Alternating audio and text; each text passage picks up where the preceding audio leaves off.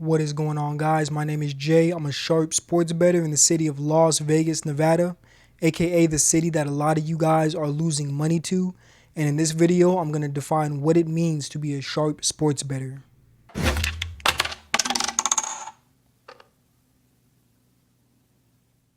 So there's a lot of definitions of sharp bettor. If you go online, you'll see a lot of different definitions. Social media has a lot of different definitions. Everybody kind of has their own concept of what it means to be a sharp sports bettor, right? And a lot of people have this misconception that it's about hitting parlays and going on these long streaks, right? These long winning streaks. And obviously it is nice when that happens, right? It's nice when these things occur. But that is not what a sharp sports bettor is. That does not define you as a sharp sports bettor, in my opinion. I define a sharp bettor as somebody who is thinking probabilistically rather than binarily, right? It's a sports bettor who understands that the objective of a bettor is not to pick winners nor to pick the team that's going to cover the spread, but it's about calibration. Okay, sports betting is a game of calibration. That is the main objective of a true sharp sports bettor. It is to quantify and calibrate how confident they are in one side of a bet or another.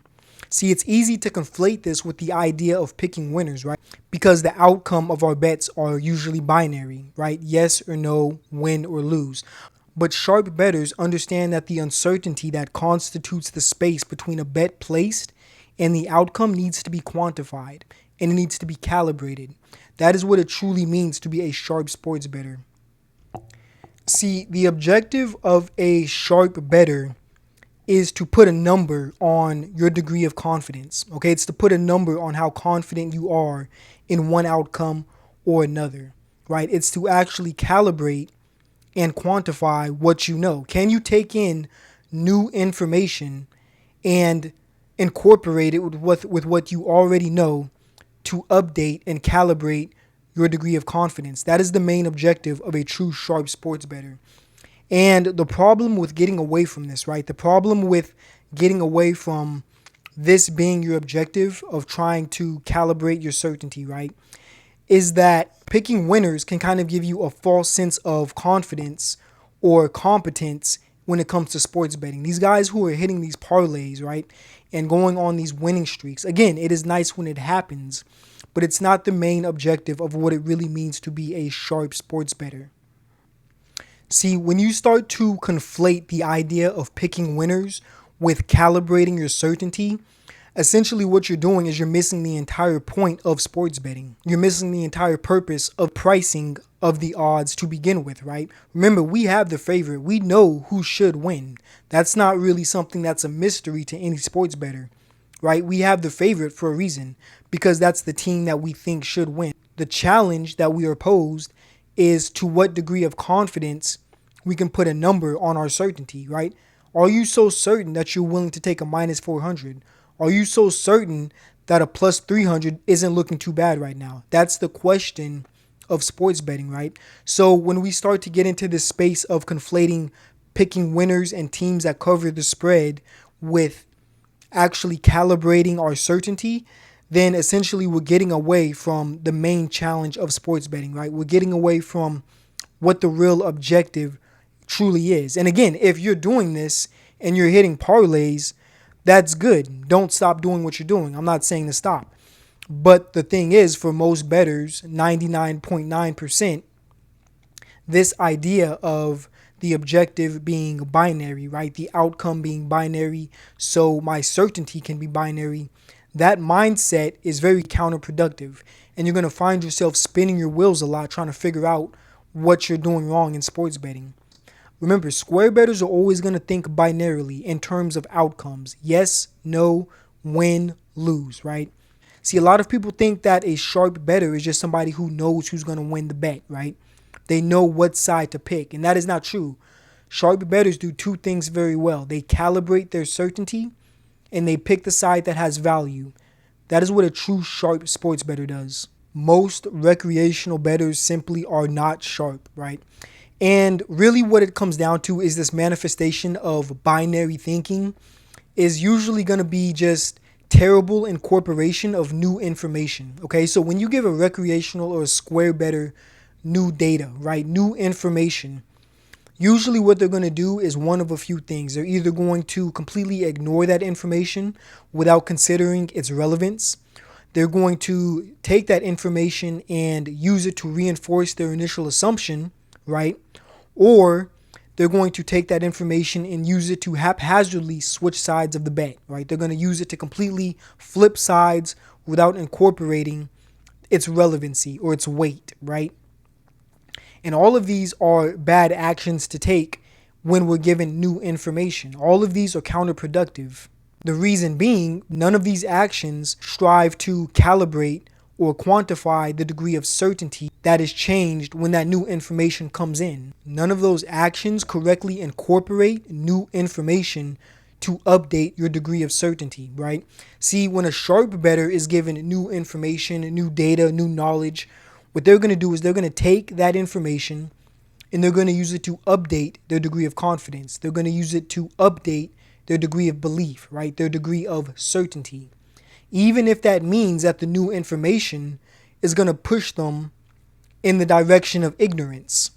Even if that means that new information arriving means that they're less certain about their initial assumption. So if a sharp bettor is at first highly confident in one side of a bet due to their research, but then they receive new information that contradicts their research, they can incorporate it and calibrate their degree of certainty in conjunction with that new information, right?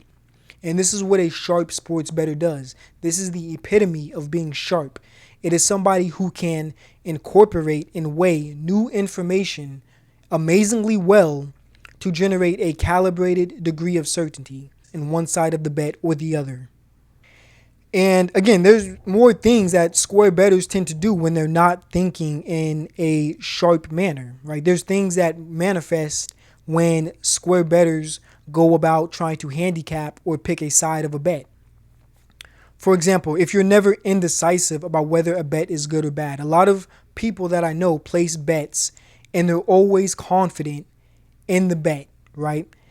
And they're never indecisive or they're never uncertain about which side is the better side. And if you're doing this, essentially, you're almost certainly not betting sharp. You have to understand that a sharp bettor is usually going to operate in a space of calculated indecisiveness, right? Because they're trying to calibrate and put a number on their degree of certainty when it comes to these bets. Indecisiveness is going to come naturally as a byproduct of the sharp bettor's ability and willingness to update their degree of certainty. If you find that you're just indifferent to betting odds or you're not line shopping, then chances are you are not betting sharp. You have to understand that a sharp bettor is incredibly meticulous about their degree of certainty. So the change in odds from, say, a minus 108 to a minus 115 is going to be pretty negligible to a square bettor, right? To a recreational bettor. If you ask most new and recreational bettors, a change from minus 105 to minus 115 isn't too significant, right? At least to not throw them off from taking the bet. But sharp bettors do not think this way. They are incredibly meticulous about their degree of certainty. So these changes are astronomical to somebody who is truly trying to quantify and put a number on their degree of confidence, right? Somebody who is truly trying to calibrate their degree of certainty in one side of the bet or the other.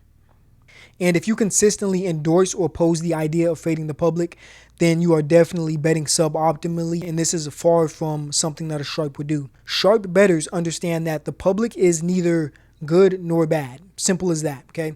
It should act as a reference point and a tool for our handicapping, but it should by no means be the decision maker of the bets that we place. If you are somebody who allows the market and the idea of a team being a favorite or an underdog to weigh heavily on your decision, then essentially what you're doing is you're throwing away any agency you have in your own handicapping abilities. The market, the public, and the sportsbook's odds act as just a reference point and a tool that we as bettors can use. That is it. But it should never act as the decision maker of which side of the bet we're going to take.